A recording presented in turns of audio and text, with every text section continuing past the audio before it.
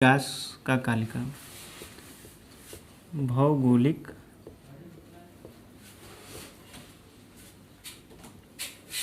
विकास का कालक्रम। देखिए, जो चिंतन है इसके जो है भौगोलिक विकास का कालक्रम जो है, इसको हम कुछ जो है कालक्रम में बांट करके इसका अध्ययन करते हैं। जैसे पहला जो है इसका कालक्रम है वो है चिर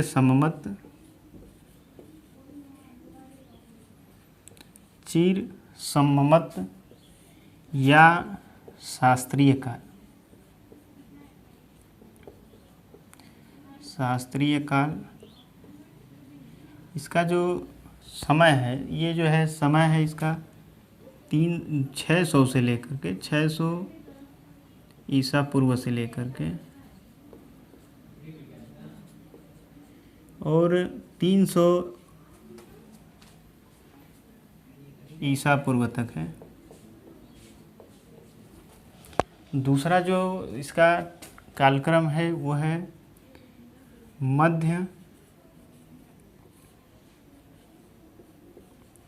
मध्यकाल। मध्यकाल का जो समय है वह है 300 ईसा पूर्व से लेकर के और 1700 ईस्वी तक। 1700 ईस्वी तक जो है इसका अध्ययन किया जाता है। इसके बाद जो ये जो मध्यकाल है इसको जो है 3 भागों में बांट करके अध्ययन करते हैं। पहला पूर्व मध्यकाल,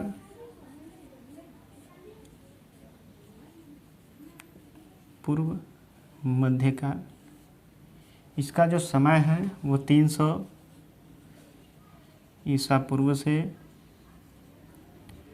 700 ईस्वी तक। दूसरा जो है अंतर मध्यकाल। अंतर मध्यकाल 700 ईस्वी से 1100 ईस्वी तक इसका अध्ययन किया जाता है। और जो तीसरा जो है इसमें है उत्तर मध्यकाल।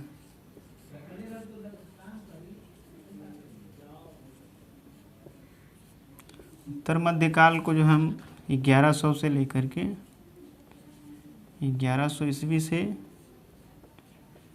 और 700 ईस्वी तक इसका जो है अध्ययन किया जाता है। तीसरा जो इसका समय है, तीसरा जो टाइम पीरियड है चिर सम्मत काल, मध्यकाल और पूर्व आधुनिक काल।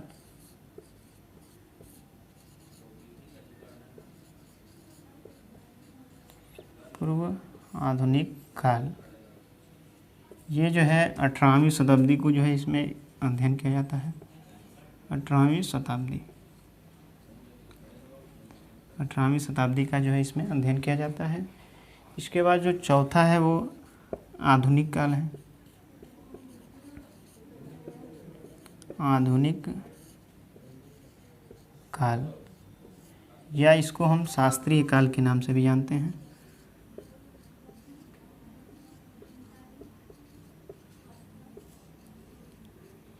शास्त्रीय काल 19वीं शताब्दी।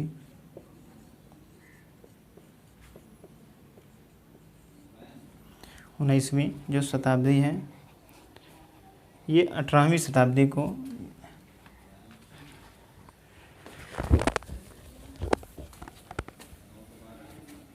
जो पूर्व आधुनिक काल है या जो है पूर्व आधुनिक काल को ही शास्त्रीय काल कहा जाता है। ठीक,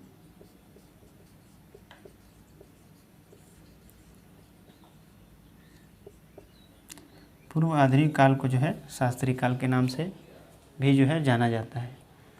तो भूगोल का जो भौगोलिक विकास क्रम है चिंतन में जो भौगोलिक विकास कार्यक्रम हैं वो कुछ इस प्रकार के हैं। इसमें चिर सममत या जो शास्त्रीय काल है इसको 600 ईसा पूर्व से 300 ईसा पूर्व तक पढ़ा जाता है। मध्यकाल 300 ईस्वी से 1700 ईस्वी तक जो है पढ़ा जाता है। और मध्यकाल को 3 भाग में बांट करके पूर्व मध्यकाल जो 300 ईस्वी पूर्व से 700 ईस्वी तक, अंतर मध्यकाल 700 ईस्वी से लेकर के 1100 ईस्वी तक, उत्तर मध्यकाल 1100 ईस्वी से लेकर के और 700 ईस्वी तक, तीसरा पूर्व आधुनिक काल या शास्त्रीय काल, इसको 18वीं शताब्दी में अध्ययन किया जाता है। चौथा जो है आधुनिक काल, आधुनिक काल को जो है 19वीं शताब्दी के अंतर्गत अध्ययन किया जाता है। ठीक, तो अब हम आगे देखते हैं इसमें।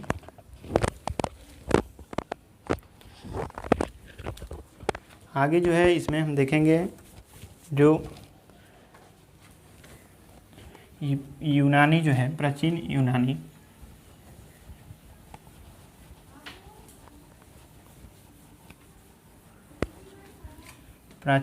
जो है इसमें देखिए जो पहला हमारा था चिर सममत काल या शास्त्रीय काल जो था, चिर सम्मत काल जो था, जिसका जो टाइम पीरियड था 600 ईसा पूर्व से और 300 ईसा पूर्व तक। इसके अंतर्गत हम लोग जो है 4 साम्राज्यों का जो है भारतीय भूगोलवेत्ता, भारतीय भूगोलवेत्ता के बाद हम इसमें चीनी भूगोलवेत्ता,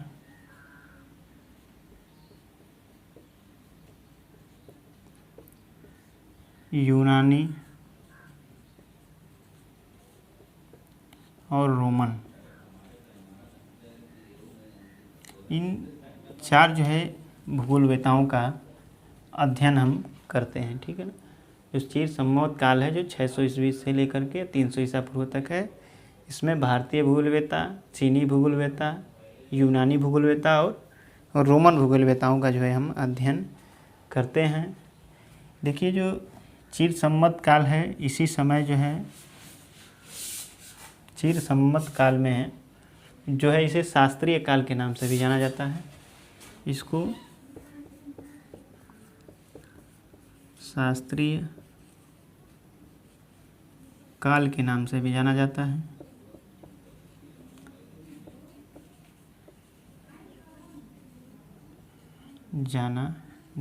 है।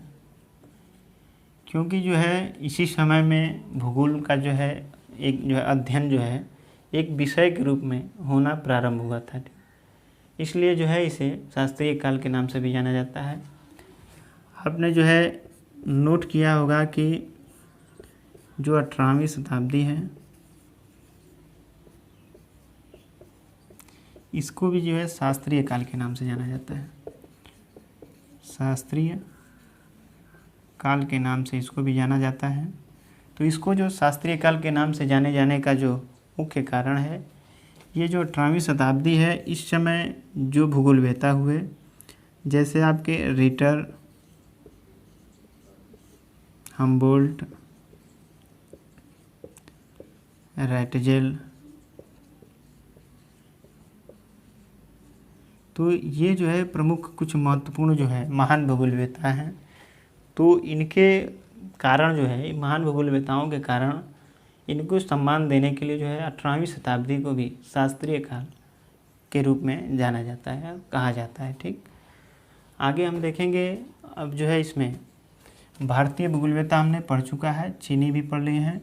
आज हम लोग यूनानी भूगोलवेत्ताओं के बारे में जानेंगे। ठीक है, तो यूनानी भूगोलवेत्ताओं में जो यूनान है, यूनान ही जो है भूगोल को जो है अध्ययन अध्यापन करने का जो है सबसे पहले श्रेय प्रदान किया। ठीक, जो यूनानी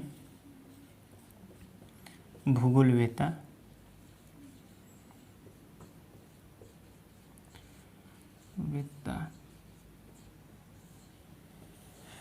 यूनानी भूगोलवेत्ता देखिए लगभग ये जो है आपका 500 ईसा पूर्व के जो है लगभग में ये था। और इसी समय जो है भूगोल को यूनान में ही भूगोल का जो है अध्ययन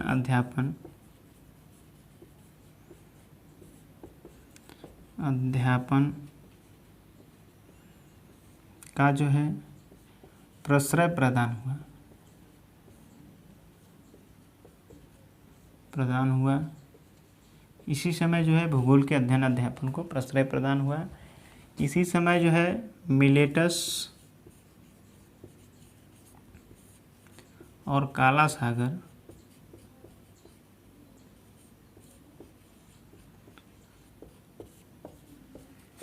सागर के तट पर भौगोलिक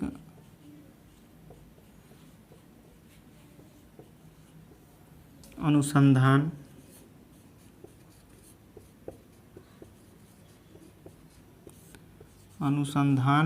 और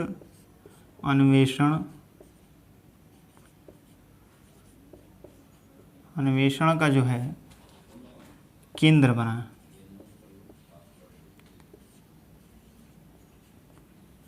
अन्वेषण का जो है केंद्र बना। तो देखिए यूनान में ही जो है 500 ईसा पूर्व के करीब में लगभग में जो है ये भूगोल का जो है अध्ययन अध्यापन के लिए लगभग में भूगोल की जो है अध्ययन अध्यापन के लिए प्रश्रय प्रदान हुआ। यानी वहाँ भूगोल को एक विषय के रूप में पढ़ना जो है शुरू किया गया। मिलेटस और जो काला सागर है उसके तट पर सबसे पहले जो है भौगोलिक अनुसंधान और अन्वेषण का जो है केंद्र बना था। ठीक, अब जो है हम इसमें देख लेते हैं भौगोलिक कुछ यूनानी भूगोलवेत्ताओं के नाम। तो यूनानी भूगोलवेत्ताओं में कुल जो है 14 भूगोलवेत्ताओं को हम लोग देखेंगे। सबसे पहले इनका जो है नाम लिख लेते हैं। सबसे पहले जो भूगोलवेत्ता हैं उनका नाम है होमर।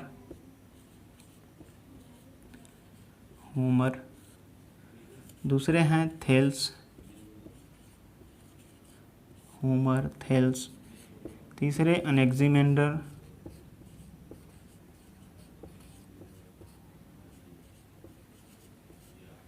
Homer, Thales, अनेक्सिमेंडर।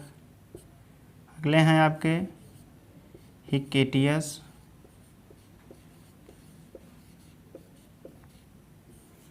पांचवें हैं हेरोडोटस।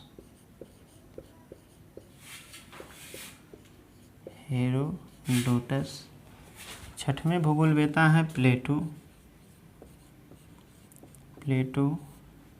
सातवें हैं अरस्तु।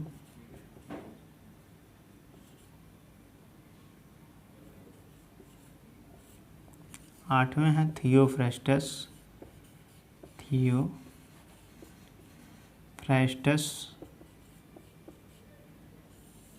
थियोफ्रेस्टस के बाद जो भूगोलवेत्ता हैं हिप्पार्कस। थियोफ्रेस्टस के बाद हिप्पोक्रेटस और हिप्पार्कस।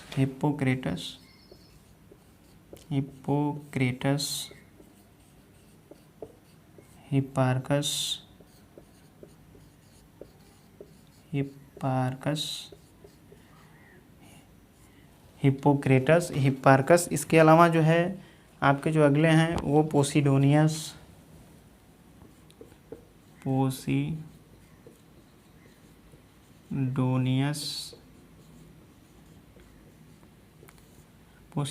के बाद पाइथागोरस।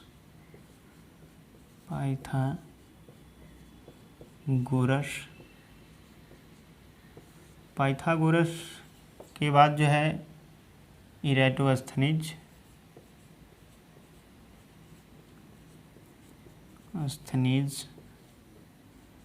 इसके बाद हैं आपके पोलिबियस। 14वें हैं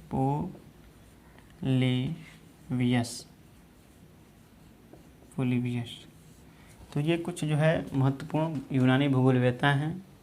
14 भूगोलवेत्ता हैं होमर, थेल्स, अनेक्सिमेंडर, हिकेटियस, हेरोडोटस, प्लेटो, अरस्तु, थियोफ्रेस्टस, हिप्पोक्रेटस, हिप्पार्कस, पोसिडोनियस, पाइथागोरस, इरेटोस्थनीज और पोलिबियस। अब जो है हम इनके एक एक करके भूगोलवेताओं के बारे में पढ़ेंगे। तो सबसे पहले जो है होमर के बारे में जानेंगे। जो होमर हैं भूगोलवेता, इनका जो है क्या योगदान रहा भूगोल में। तो देखिए, एक होमर जो है एक जो है महान भूगोलवेता हैं। इनकी जो है एक पुस्तक है, इनकी जो पुस्तक है, पुस्तक का नाम है इलियड और ओडिसी। इलियड और ओडिसी जो है इनकी पुस्तक है। इस पुस्तक में जो है इन्होंने जो है ये जो है एक बार निकले थे भ्रमण के लिए, ठीक ना। तो उस समय जो इनकी नाव थी वह कहीं तूफान में फंस गई और 20 वर्षों तक जो है वो तूफान में इधर उधर घूमते रहे। और जिन जिन स्थानों पे वो घूमे थे उन स्थानों का जो है भौगोलिक चित्रण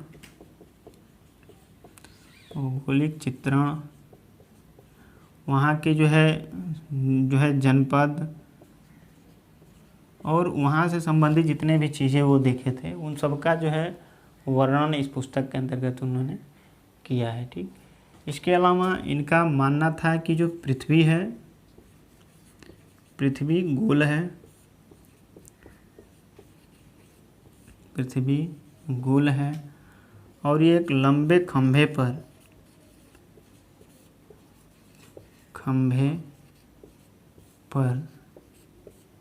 टिका है। इसके अलावा भी इनका मानना यह है कि जो सूर्य है ये सागर से निकलता है और उसी में जो है अस्त हो जाता है, यानी डूबता है, उसी में अस्त होता है, अस्त होता है। इसके अलावा जो है चारों दिशाओं से आने वाली कुछ पवनें हैं, उन पवनों का जो है चारों दिशाओं से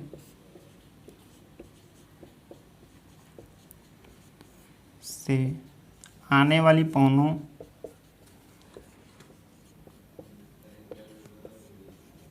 का नामकरण किया इन्होंने। इसमें उन्होंने जो उत्तर से आती है जो पवन उसको बोरस, दक्षिण से आने वाली पवन को नोट्स,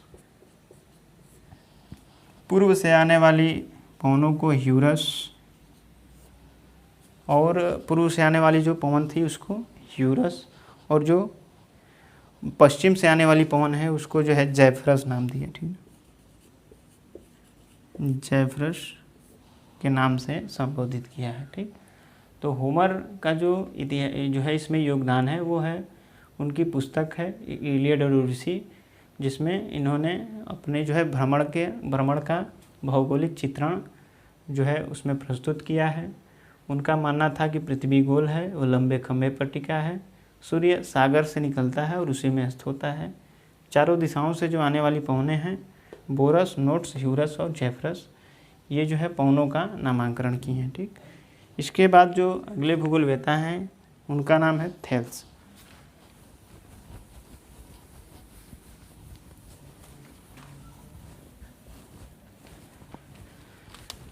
अगले भूगोलवेता जो हैं यूनानी भूगोलवेता, उनका नाम है थेल्स। थेल्स को जो है आयोनियन दर्शन का पिता कहा जाता है। आयोनियन दर्शन की स्थापना भी इन्हीं के द्वारा किया गया था, यानी स्थापना और पिता, ठीक है। यानी इन्होंने आयोनियन दर्शन की स्थापना भी किए हैं और इनको जो है आयोनियन दर्शन का पिता भी कहा जाता है, ठीक। इसके अलावा इन्होंने गणितीय भूगोल में अपना महत्वपूर्ण योगदान दिया है। गणितीय भूगोल में योगदान इनके द्वारा दिया गया। इसके अलावा इन्होंने पृथ्वी को समुद्र पे जो है तैरती हुई तैरता हुआ माना है। पृथ्वी, इनका मानना था कि पृथ्वी समुद्र पर तस्तरी यानी डिस्क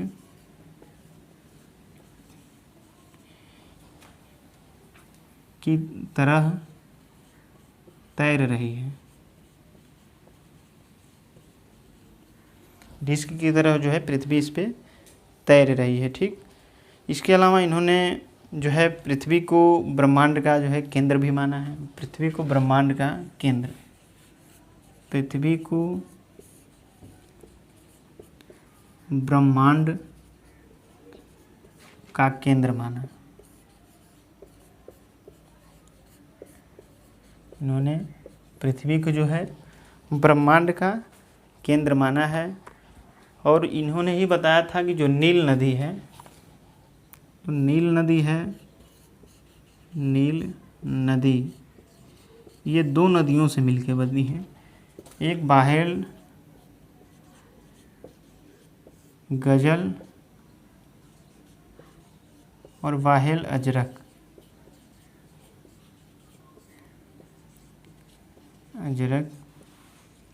बाहेल गजल जो श्वेत नदी के नाम से जानी जाती है, बाहेल नदी, बाहेल गजल जो है ये श्वेत नदी है, और ये है नील नदी, बाहेल नील नदी। इन्होंने माना है कि जो नील नदी है वो बाहेल गजल और बाहेल अजरक, श्वेत नदी और नील नदी से मिल करके बनी है। ठीक है, ये जो है थेल्स के जो है योगदान है इसमें। तो आयोनियन दर्शन के स्थापना इनके द्वारा किया गया, पिता भी हैं। गणितीय भूगोल में योगदान रहा इनका। पृथ्वी समुद्र पर तस्तरी यानी डिस्क के रूप में तैर रही है, इनका मानना था। पृथ्वी को ब्रह्मांड का केंद्र भी माने थे। नील नदी, बाहेल गजल श्वेत नदी और बाहेल अजरक नील नदी से मिल करके बनी है। अगले जो है भूगोलवेता हैं, उनका नाम है अनेक्जिमेंडर।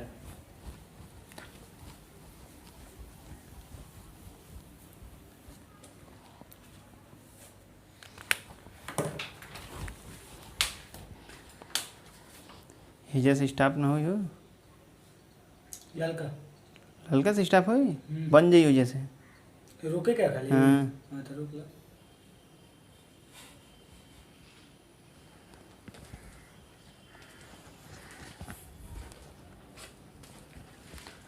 अगले भूगोलवेता हैं अनेक्जिमेंडर। तो अनेक्जिमेंडर जो थे ये थेल्स के शिष्य थे।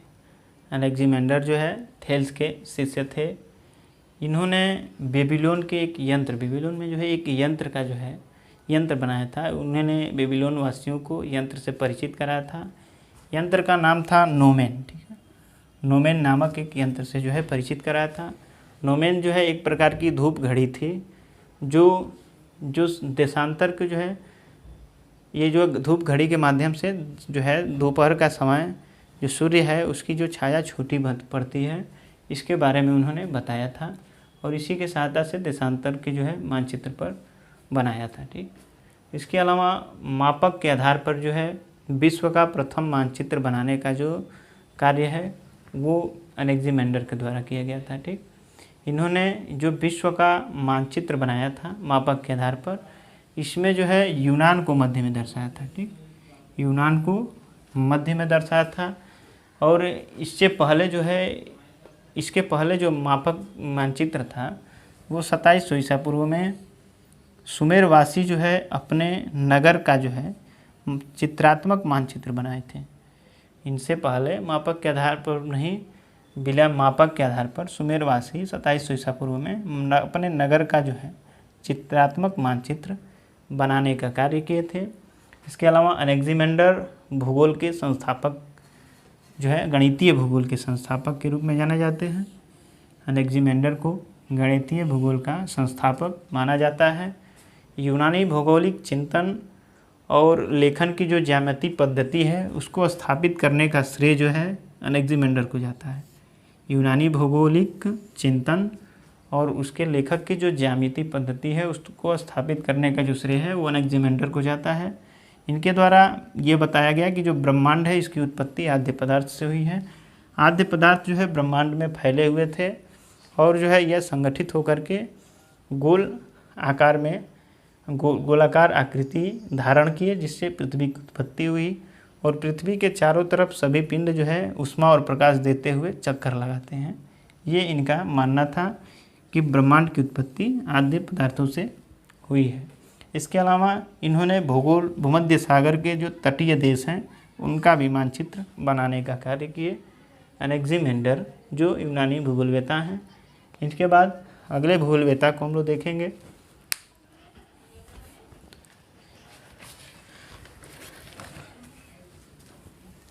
अगले जो भूगोलवेता हैं वो है हिकैटियस।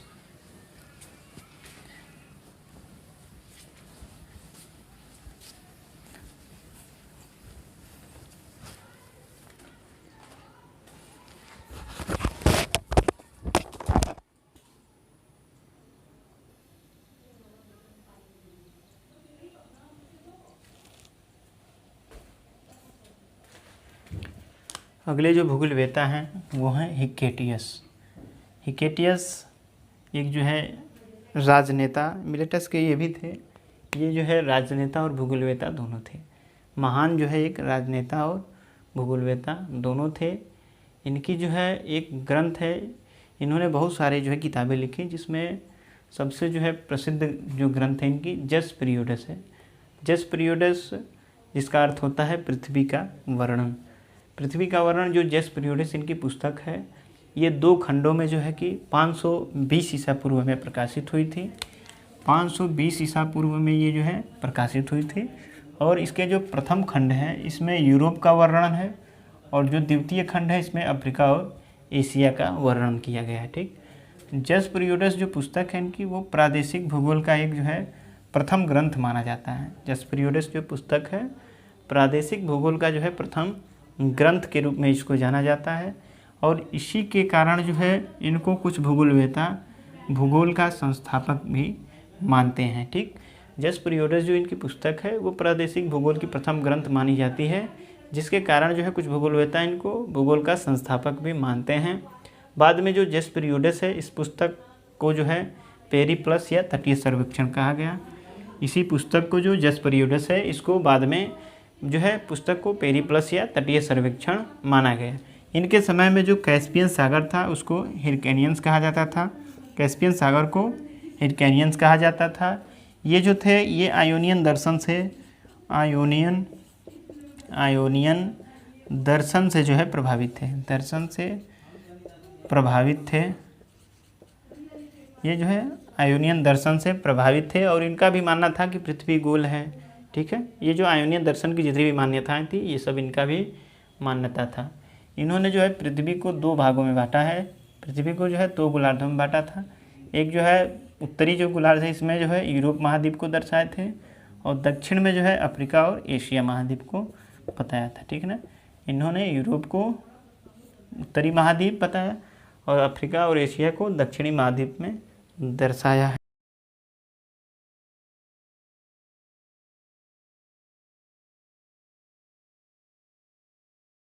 में हम लोग हेरोडोटस को देखेंगे। अब हेरोडोटस जिसको इतिहास का पिता कहा जाता है, और इतिहास के पिता के साथ साथ इन्होंने ही सर्वप्रथम डेल्टा शब्द का उपयोग किया था। विश्व मानचित्र पर देशांतर रेखा खींचने का जो प्रयास है ये भी सर्वप्रथम हेरोडोटस के द्वारा किया गया था। और कैस्पियन सागर को आंतरिक सागर माना था। नृजातीय अध्ययन के कारण इन्हें फादर ऑफ एथनोग्राफी कहा जाता है। फादर ऑफ एथनोग्राफी के रूप में किसे जाना जाता है? हेरोडोटस को जाना जाता है, जो इतिहास के पिता हैं। डेल्टा शब्द का प्रथम बार उपयोग किए थे। विश्व मानचित्र पर देशांतर रेखा खींचने का प्रयास किए थे। कैस्पियन सागर के आंतरिक सागर माना और निर्जातीय अध्ययन के कारण इन्हें फादर ऑफ एथनोग्राफी कहा जाता है। इन्होंने पूरे पृथ्वी को जो है ना, विश्व को जो है 3 भागों में बांटा था। पृथ्वी को इन्होंने 3 भागों में बांट करके अध्ययन किया था।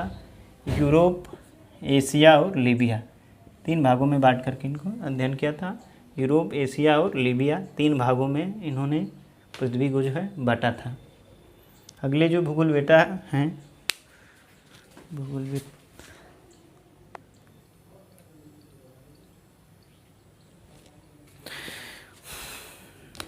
यूनानी भूगोलवेता में अगले जो भूगोलवेता हैं ये हैं प्लेटो।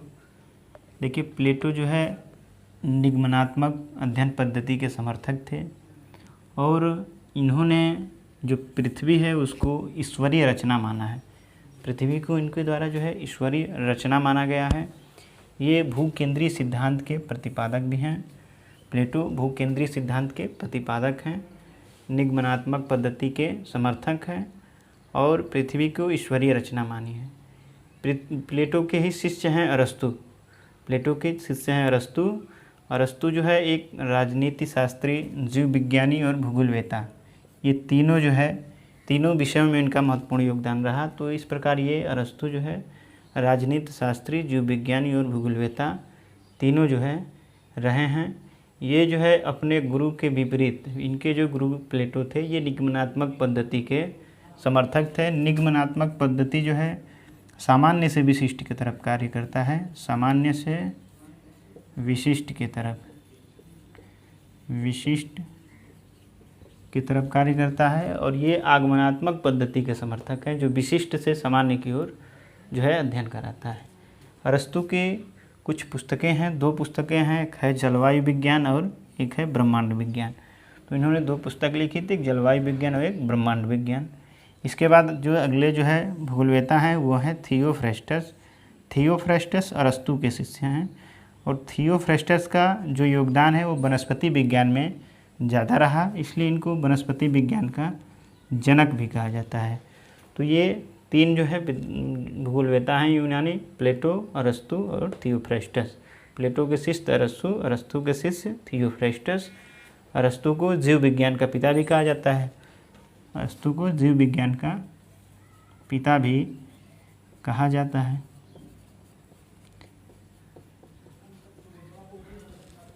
अगले जो भूगोलवेता हैं उनका नाम है हिप्पोक्रेटस।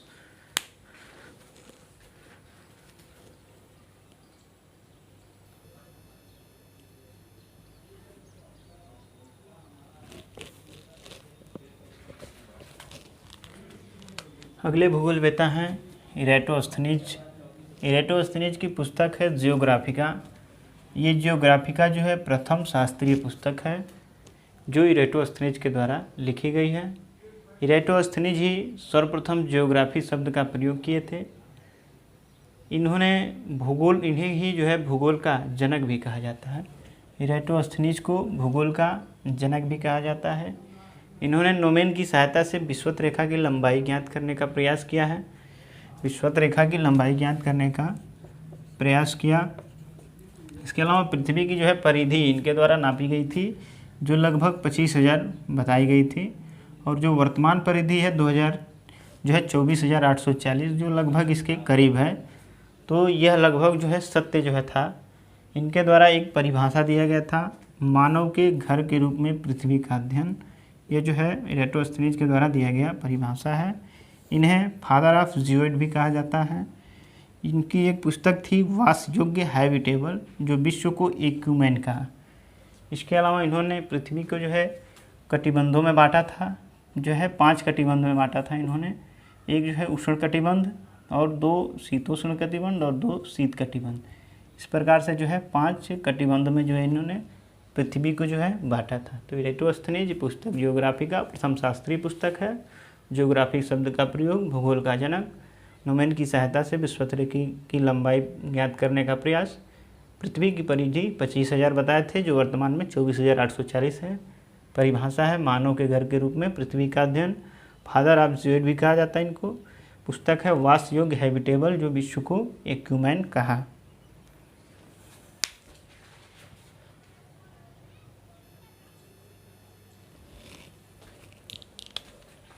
अगले जो भूगोलवेता हैं उनका नाम है हिप्पार्कस। हिप्पार्कस जो है वृत्त को 360 डिग्री में बांटने का काम किए थे।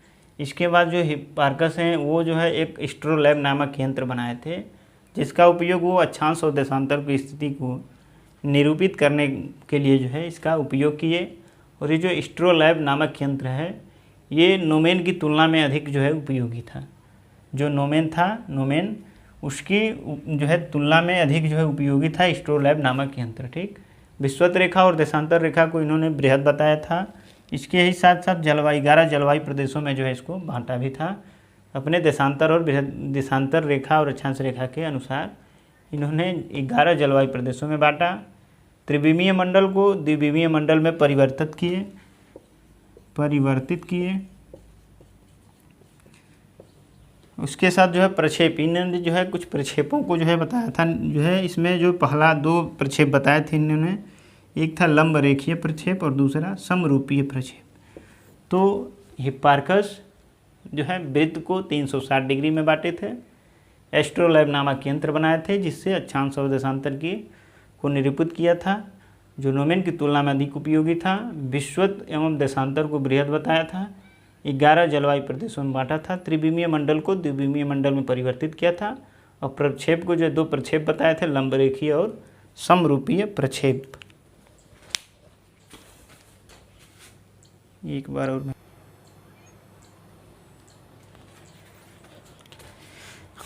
अगले जो भूगोलवेता हैं वो हैं पोसिडोनियस की जो पुस्तक है उसका नाम है द ओशियन। इन्होंने महासागरों की गहराई ज्ञात करने का प्रयास किया था। भौतिक भूगोल का पिता पोसिडोनियस को कहा जाता है। बृहद ज्वार और लघु ज्वार जो है के बारे में जो है इन्होंने विस्तार से वर्णन किया है। चंद्रमा की कलाओं का भी वर्णन इनके द्वारा किया गया है। तो पोसिडोनियस की पुस्तक है द ओशियंस। इन्होंने जो कार्य भौतिक भूगोल का पिता कहा जाता है। बृहद ज्वार और चंद्रमा की कलाओं, लघु ज्वार, इसके बारे में वर्णन किए हैं। ठीक, अगले जो भूगोलवेता हैं पोलिबियस हैं। ये जो है नदियों के अपर्दन और निक्षेपण से निर्मित जो स्थलाकृतियाँ हैं, जैसे बाढ़ के मैदान, डेल्टा, इन सब के बारे में जो है विस्तृत व्याख्या किए हुए हैं।